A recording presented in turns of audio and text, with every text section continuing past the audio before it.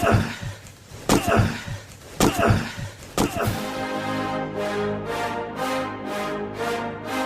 rolls out to the right, pitches off to Taylor, and Taylor's to the 20, down to the 15, down to the 10, 5, 4, 3, 2, 1. Touchdown, Billy Taylor!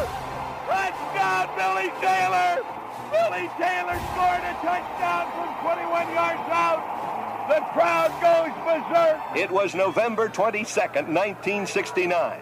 That they came to Barry, Michigan, all dressed in maize and blue. The words were said, the prayers were read, and everybody cried. But when they closed the coffin, there was someone else inside. Oh, they came to Barry, Michigan, but Michigan wasn't dead. And when the game was over, it was someone else instead. 11 Michigan Wolverines put on the gloves of gray, and as the organ played the victors, they laid Woody Hayes away. Under center is Wangler at the 45. He goes back. He's looking for a receiver. He throws downfield to Carter.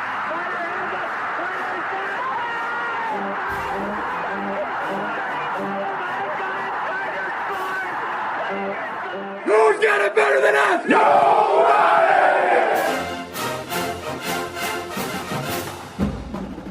Welcome to the Michigan Man Podcast on Wolverine Sports Radio, a member of the V-Sporto Network, and in partnership with SB Nation's Maize and Brew, for Wolverine fans from coast to coast. Go Blue, and welcome to the show. I'm your host, Mike Fitzpatrick. A very Merry Christmas, everyone. It's sort of a strange week. Christmas Day today as we record, and then on Saturday, the Peach Bowl. So there is a lot going on in both our personal lives and, of course, with the football team in Atlanta getting ready for the game. On game weeks, we usually have our game day segment on Tuesday with our writer or radio person, but everybody's schedule is out of whack trying to enjoy Christmas, cover bowl prep, and hang out with the team during all of the fun stuff they get to do this week. So today we're going to sort of reverse the order and have our visitors segment on. Joining us in just a minute will be Scott Carter from FloridaGators.com. On Thursday, we hope to have beat writer Angelique Shingelis from the Detroit News. She has a crazy schedule this week, so stay tuned on that one. Before Scott joins us, my view from Section 17. Well, we haven't sold all of our tickets for the game yet, and I know there is not a lot of excitement for Saturday's game, at least not right now. I think to come Saturday, we'll all be ready and into the game. I know we're still disappointed.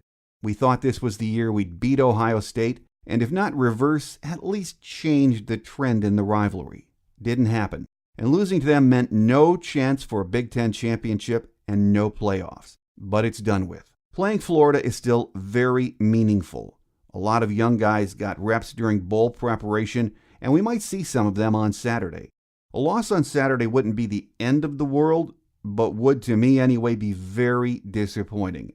A win in your bowl game changes your mindset through winter workouts, spring ball, and summer workouts.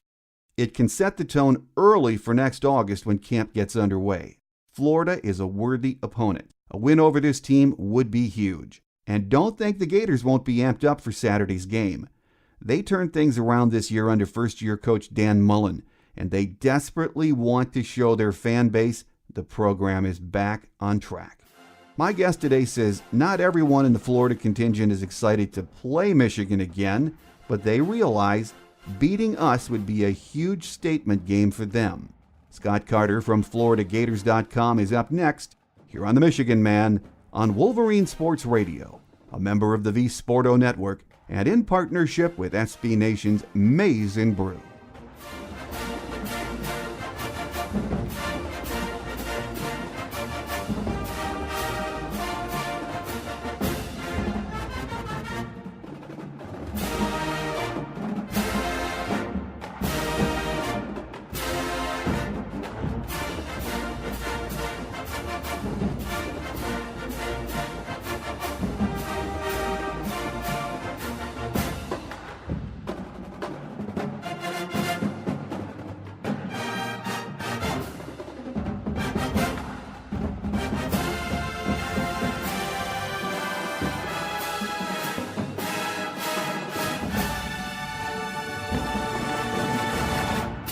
Here with us on our visitors segment today as we get ready for Saturday's Peach Bowl is Scott Carter from FloridaGators.com. Scott, good of you to join us. Hey, glad to be here and looking forward to this matchup. Seems like it's one that we're familiar with I think Florida, Michigan, they're in the same conference now, aren't they? Well, it's what it does seem like that, doesn't it? I mean, we played in 2015 and 2017. And, ever since the bowl assignments were handed out of the bowl bids, I should say, it just seems like at least on this end, the Michigan fan base, there has been, just a lack of excitement about going to the Peach Bowl.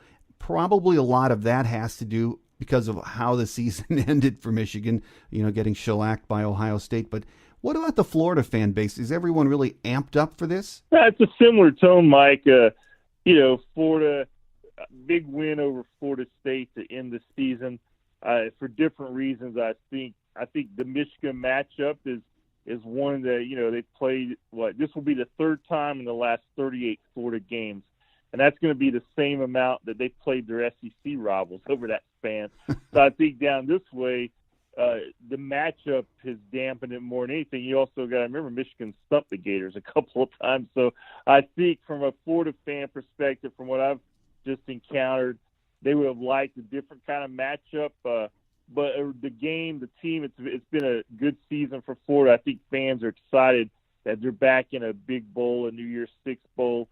It's just that, the matchup kind of left something to be desired, it seems, from the Florida fan base. Well, these Gators, Scott, are 9-3. Last year under Coach McElwain, the offense was not very good. This year, though, the offense has averaged 426 yards a game. Coach Mullen and his spread offense have been much more effective, hasn't it? Yeah, he's really put, I say he's maximized what they had. And the big part of that, obviously, is they've managed Felipe Franks. They played to his strengths, not put him in situations that kind of, cause him trouble in his weaknesses. And that's really worked out well. He's thrown 23 touchdown passes, only 6 interceptions.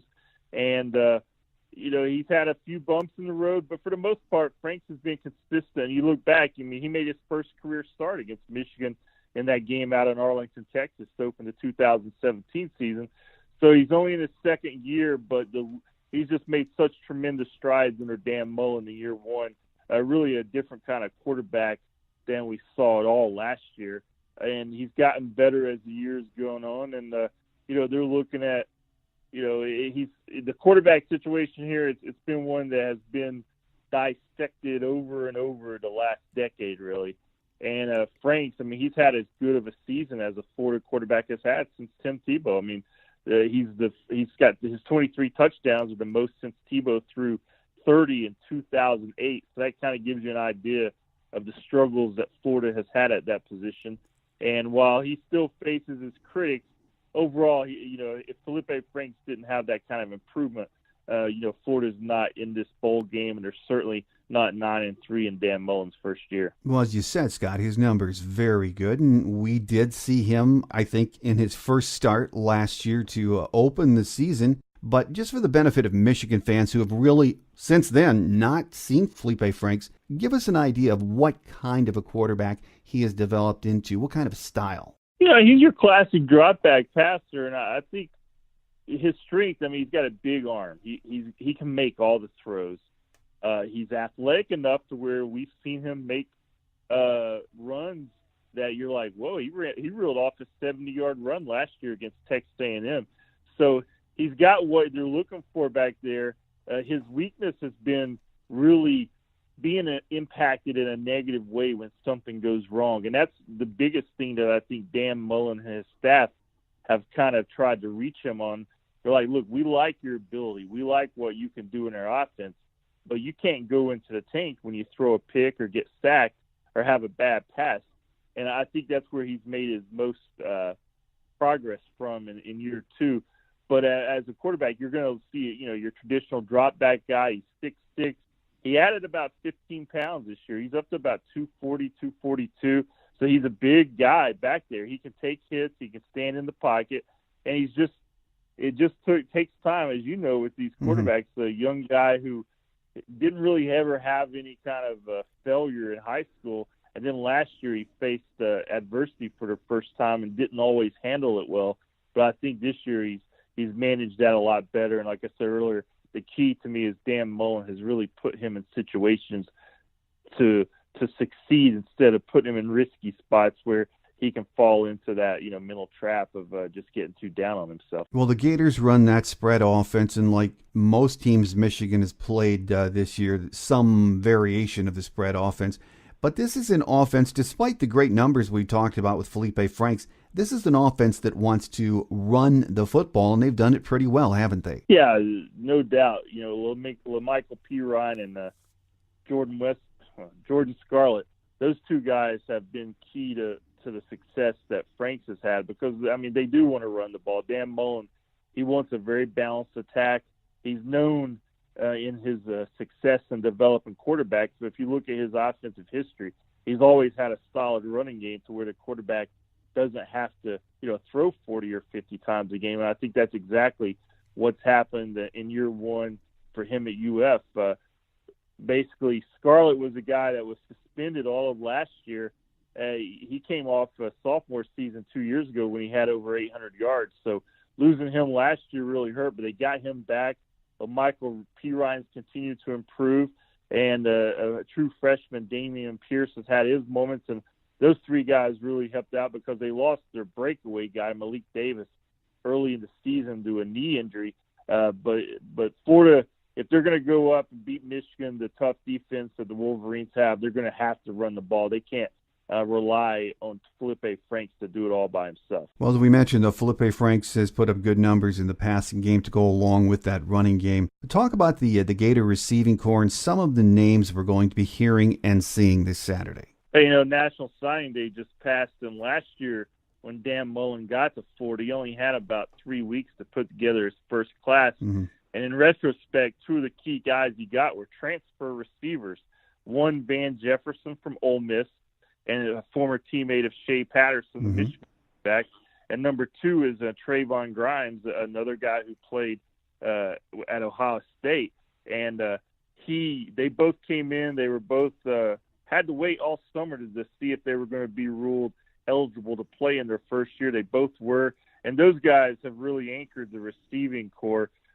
Jefferson just gave him a veteran presence, a guy that he runs good routes, makes the catches that he has to, and he's good for a big play here and there. Grimes is a bigger play kind of guy. And then some of the young guys around him, Freddie Swain had a really good year, a breakout season for him. Josh Hammond is kind of the guy who is just consistent, not exactly flashy, but he's part of the game plan each week. So those four guys is a real strong core for Felipe Franks. And, again, we talk about Florida's lack of quarterback play in recent years, or success. The receiver core has also struggled, and they're tied together, obviously, but this is probably the best receiver unit that Florida's had in several years. Coach Mullen being, I wouldn't call him a disciple of Urban Meyer, but he's coached under Urban Meyer. He had to take notice of how the Buckeyes attacked the middle of Michigan's defense with those crossing routes. Is that something Florida likes to do a lot in the passing game? They do. Mullen has used the middle of the field a lot more than Florida has in recent years. He goes to the tight ends there.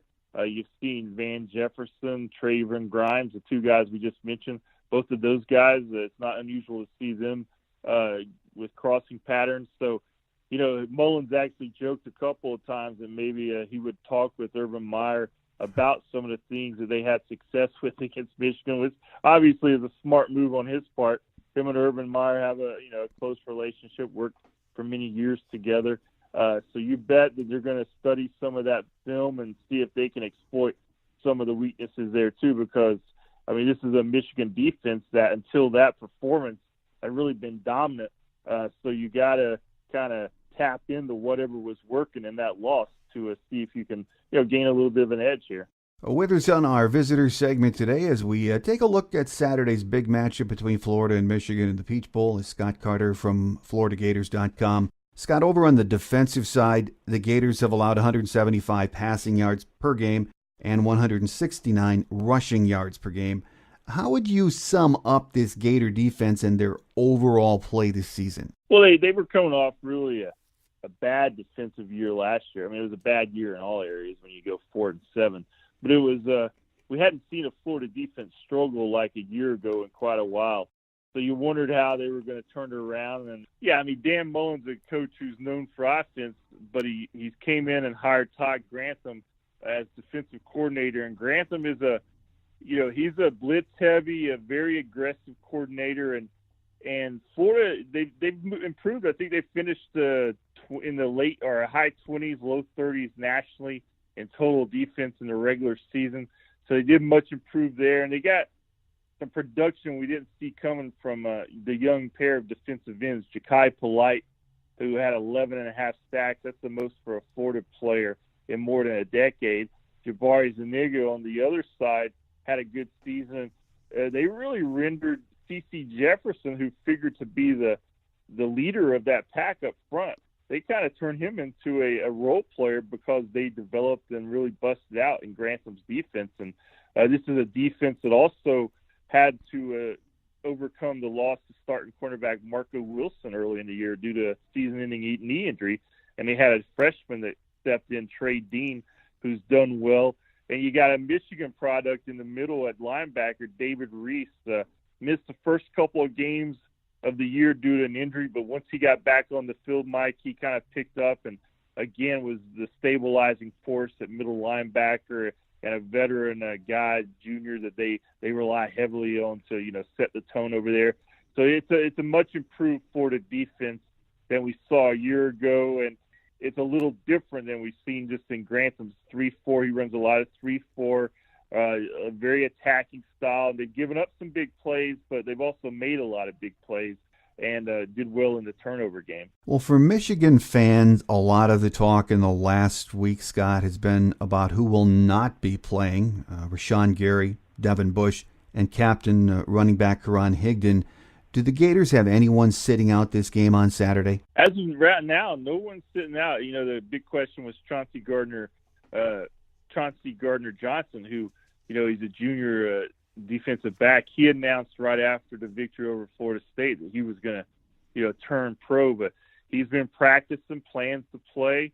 So in our latest report, everybody for the Florida is still planning to play. No one's going to sit out, and it's always when you especially like in Michigan on the defensive side. I mean, a couple of their best defensive players aren't going to be in this game, which I'm sure up there it's probably not sitting too well. I don't think Franks and the Gators are too concerned about it. But, again, at this point, Florida has no one, planning to skip the game. Well, you never know how a game's going to play out. But from a matchup perspective, do you think the Gators stack up pretty well with Michigan? Well, I think they do better than last year. I still think the matchup, Mike, is going to be the most interesting one to me is obviously Michigan's defense against Felipe Franks and this revamped offense. Last year in Arlington, Texas, I mean, Michigan really dominated. If it was not for 2 pick sixes, the Gators would have only had a field goal in that game. And once Michigan got their offense going in the second half, they dominated both lines of scrimmage. And I think this is a Florida team that's certainly, a big storyline besides Franks this year has been the improvement in the strength and conditioning area, which a lot of times when a new guy comes in and takes over, that's always a popular storyline. But it was something that was evident with this Florida team early on. You just saw a team that was better conditioned, stronger. A lot of guys picked up some weight, and it played out over the course of the season. So I'll be interested also to see that Michigan physicality, which we know all about, the Wolverines over the years. That's one of their strengths against the Florida team that's got speed but also improved its muscle some this year. So to me, the battle in the trench is always important. And then how is Felipe Franks going to, handle that Michigan defense? Well, it's always interesting, Big Ten, SEC matchup. And from a national perspective, the Big Ten is perceived, I think to this day, and I go back a long time in the conference, but perceived as a conference that plays, for the most part, a slow, plodding style of football as compared to other conferences, and doesn't have the speed that a conference or the teams in the SEC have.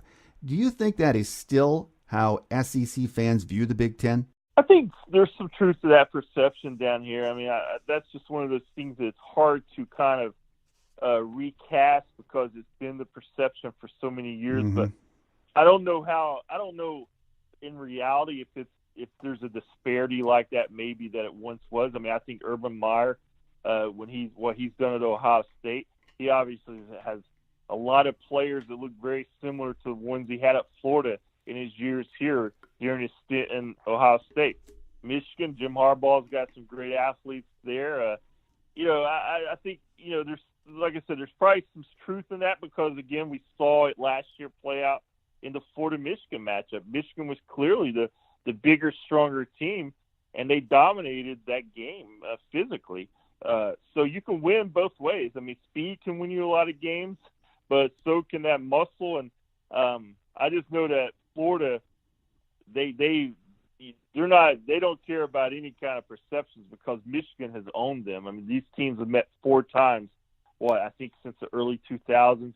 Florida's 0-4 against Michigan. So whatever the perception is, the Big Ten has had the edge in this rivalry. Well, it most certainly is a big game for Michigan. They want to bounce back from that Ohio State debacle, get that taste out of their mouth.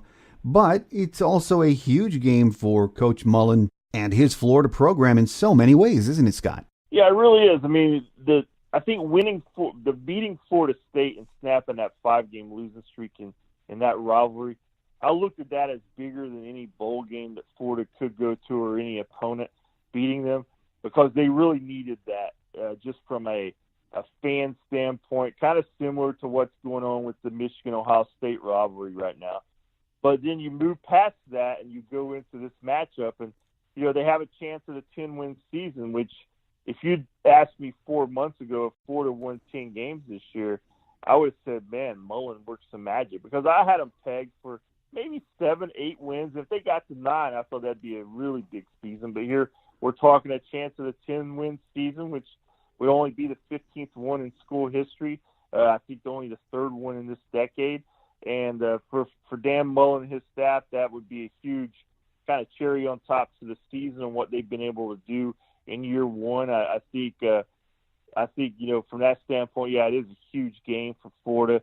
And also just I think this matchup added a little bit more incentive for Florida because they have had such struggles against Michigan. So even though maybe the fan base hasn't been excited to face Michigan again, I think if Florida can go up there and get a win, then I think it just adds to some of the momentum because of that, past failures against the Wolverines. Well, I think it's going to be a good game. I can't wait for it. But, of course, over the next few weeks, the main focus is going to be the playoffs. So I'd like to ask everyone I talk to, Scott, can anyone beat Alabama? Until somebody doesn't, Mike, I'm going to say no. I mean, I'll be honest with you. I'm to the point now where I'd like to see somebody beat Alabama, but what Nick Saban's done is just remarkable to me.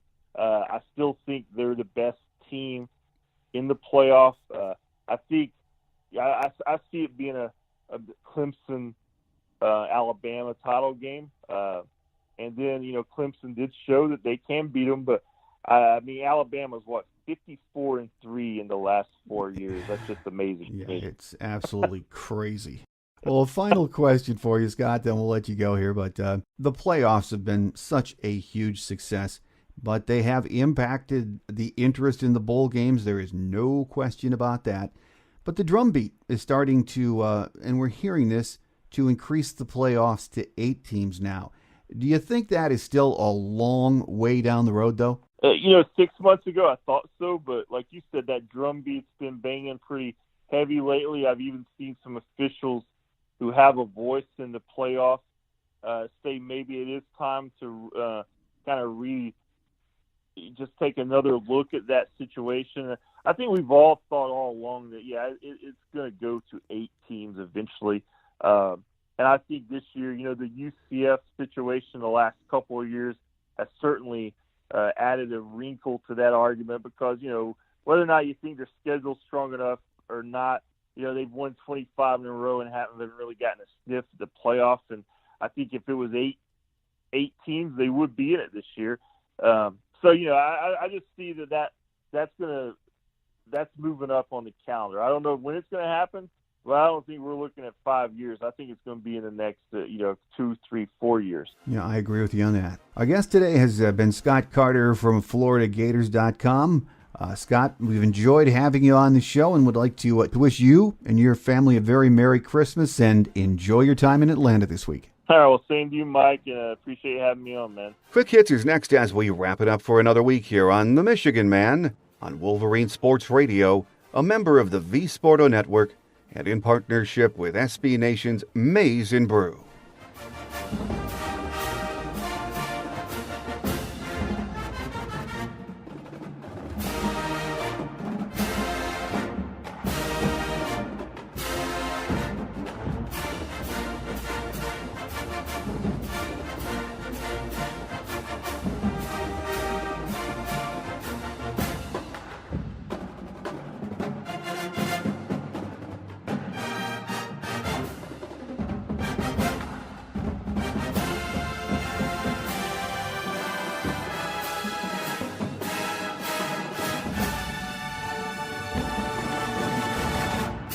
On Quick Hits today, we will keep it short. As of this morning, Christmas morning, we have no injuries to report. We will be in good shape for Saturday's game as of now. Of course, we will be missing Rashawn Gary, Devin Bush, and Karan Higdon, but we've known that for some time. David Long and Lavert Hill are both going to play, and they said they will make their NFL decision sometime after the game, probably in the coming weeks. Ben McDaniels was elevated from offensive analyst to receivers coach after Jim McElwain took the job at Central. Per Jim Harbaugh this week, they would like to make him permanent after the bowl game. Michigan Hoops is up to number 2 in the AP poll, which is nice, but as we know, doesn't mean much in December. The team plays Binghamton this weekend, and then Big Ten play resumes, and it should be one heck of a winter in the conference, which from all appearances so far looks to be very loaded up. No easy games, especially on the road. And after the bowl game and the holidays, we will start talking a lot more Michigan hoops. As of right now, we plan on having our game day show on Thursday. My scheduled guest is the angel of the big house, Angelique Shingelis from the Detroit News. So make sure you join us. And I say right now we're planning on it. It has just been crazy trying to track down one of our beat writers or radio people during bowl week because, of course, it's Christmas Day today, so they've got Christmas things going on and following the team around to practice and bowl events. Pretty hard to pin people down, but again, hopefully we will have Angelique for you on Thursday. That will do it for today, though. Once again, a very Merry Christmas to each and every one of you. I hope you are enjoying a day surrounded by those you love. And thanks for taking time to join us. I'm your host, Mike Fitzpatrick. Have a great holiday Maize and Blue week, everyone. We'll see you right back here on Thursday. Until then, take care, and as always, go Blue. Thanks for joining us today on The Michigan Man, here on Wolverine Sports Radio, a member of the V Sporto Network, and in partnership with SB Nation's Maize and Brew. Our listener lines are open 24/7 for your calls at 313-263-4842. That's 313-263-4842. Or email us at themichiganmanpodcast@yahoo.com. That's themichiganmanpodcast@yahoo.com. The Michigan Man Podcast is produced at the studios of Robin Lynn Productions, Allen Park, Michigan, and is not affiliated with the University of Michigan. Go Blue!